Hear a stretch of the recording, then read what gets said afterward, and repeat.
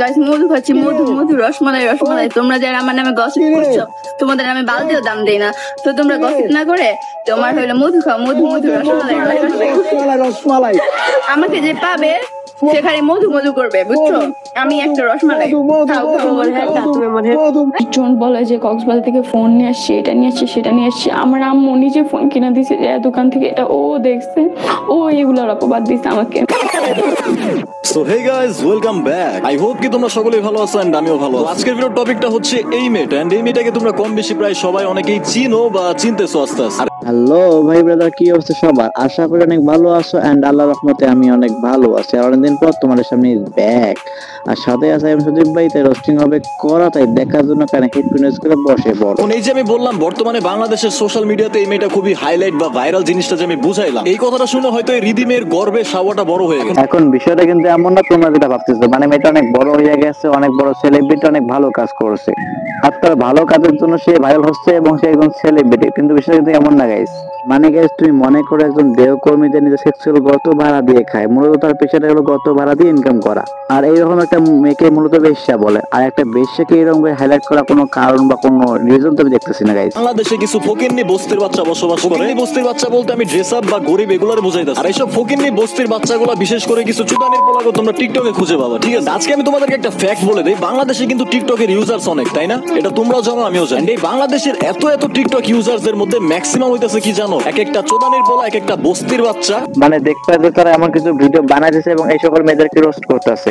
I mean kind of TikTok roaster, যাদের কোনো কাম কাজ কিছু নেই, এই সকল মেয়েদেরকে রোস্টিং করে ভাইরাল করে দিচ্ছে। মানে সুরে বাচ্চারা খাঙ্কির পোলারা ইউজ করে টিকটক, আর ভাবছোরা সে একজন বড় রোস্টার ইউটিউবার। মানে এই সকল মেয়েদের কোনো লজ্জা নেই, যদি থাকতো তাহলে তারা এরকম করে দিয়ে রোস্ট করে খাইতো না। আর এই সকল মেয়েদেরকে তুমি যত রোস্ট করো না কেন, যত গালাগালি করো না কেন, এদের কিচ্ছু হবে না, বরং এদেরকে সাপোর্ট হয় আর কি। একটা কুত্তার পুটকির মধ্যে যায় একটা মেয়ের লিঙ্ক ভাইরালের ভিডিও রাখা দিই। এখন টিকটকের সেই চোদানের পোলারা কি করবে জানো? সেই কুত্তার পুটকির মধ্যে যায় জিবলা দিয়া চাইটা হলেও সেই লিঙ্কটা বের করবে, তারপর টিকটক এসে লিঙ্ক চোদাবে। আর যে মেয়ের লিঙ্ক ভাইরাল হবে সেই মেয়ের নিয়ে 100-200টা ভিডিও বানাবে। এখন তোমরা আমাকে বলতে পারো যে ভাই, যেসব মেয়েরা এরকম কাজ কাম করে তাদের নিয়ে তো ভিডিও বানানোই উচিত। আপনি কি সেই সব মেয়েদেরকে সাপোর্ট করতেছেন অথবা সেই সব মেয়েদেরকে প্রোটেস্ট করতেছেন? বিষয়টা আসলে তেমন নয়। সব খানকিদের সাপোর্ট অথবা প্রোটেস্ট করার মতো কোনো সময় বা ইচ্ছা আমার কিছুই নেই। আমার কথা হইতাছে, একটা মেয়ের যদি লিঙ্ক ভাইরাল হয়, সে মেয়েটা থাকবে ভয়ে। সেই মেয়েটা বলবে যে আমার তো জীবন শেষ, আমার বাণিজ্য শেষ, আমার ক্যারিয়ার শেষ। উল্টা কি হয় জানো? বাংলাদেশে যদি কোনো মেয়ের লিঙ্ক ভাইরাল হয়, সেই মেয়ের ক্যারিয়ার হয়ে যায়। আরো মানে বাংলাদেশে যদি কোনো মেয়ের লিঙ্ক ভাইরাল হয়, সেই মেয়ের অনলাইনে একটা ক্যারিয়ার হয়ে যায়। আরে ভাই, তুমি এটা কেন বুঝতেছো না? যত পাবলিক বলে ওঠে এটা খারাপ খারাপ খারাপ, বাট দেখবে পাবলিক ওইটাই ভালো করে দেখতেছে এবং ওটা বেশি করে দেখতেছে, ওটাকে বেশি করে সাপোর্ট করতেছে।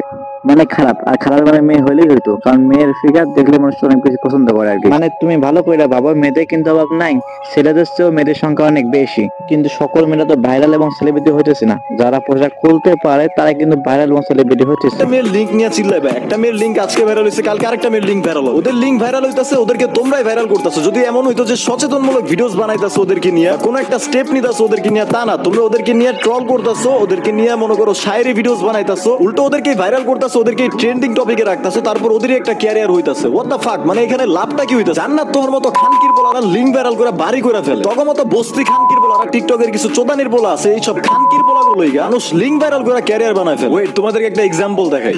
ইতিহাসের পাতায় লেখা থাকবে 1 মিনিট 53 সেকেন্ডের একটা ভিডিও পুরো একটা জেনারেশনের শশা খাওয়া বন্ধ করে দিয়েছে। ইতিহাসের পাতায় লেখা থাকবে কেন? ইতিহাস কি তোর বাপে বানায় থুয়া যায়? খানকির বলা এসব হিজলার বাচ্চারা কে ভাই? আমি ওদের কি কাজ কাম নাই আমি বুঝি। মানে কে এসব হিজলার বাচ্চাগুলা কেরা যে টিকটকে এসে এরকম ভয়েস দিয়ে ভিডিও বানায়, ভিডিও বানায়, ডায়লগ মারে, কবিতা বানায়? এই খানকির বলা তোর। আরে ভাই, ওদের কাম তো ওইটাই মাগিয়ে বেছে ভিডিও করা, মানে তারা সব ভিডিও বানায় আর কি ব্যবসা করার জন্য।